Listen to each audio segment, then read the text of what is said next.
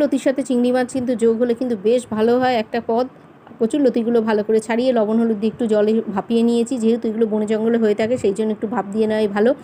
এবার কড়াইতে সর্ষের তেল দিয়ে চিংড়ি মাছগুলো লবণ হলুদ দিয়ে ভেজে ফেলেছি। ওই তেলের মধ্যেই একটু কালো জিরে শুকনো লঙ্কা ফোড়ন দিয়েছি, 15-16 কোয়া রসুন দিতে হবে। রসুন পেঁয়াজটা একটু বেশি দিতে হবে, কিপটামি করলে চলবে না।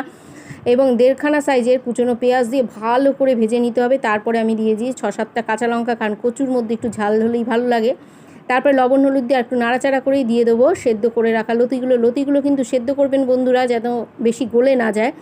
এবার ভালো করে একটু ভেজে নিতে হবে, একটু ঢাকা দেবেন মাঝে মাঝে, তাহলে সেদ্ধ হয়ে যাবে। এবার গুঁড়ো মশলা যেটা দিয়েছি, জিরের গুঁড়ো, ধনের গুঁড়ো, ঝাল লঙ্কার গুঁড়ো দিয়ে আরও কিছুক্ষণ ভালোভাবে ভাজা করে কষিয়ে নেবেন। তারপরে একটু সামান্য অল্প একটু জল দেবেন এবং চিনি দিয়ে দেবেন। একটু মিষ্টি হলে একটু ভালো লাগে, কারণ কচু জাতীয় জিনিস একটু খারখার থাকে।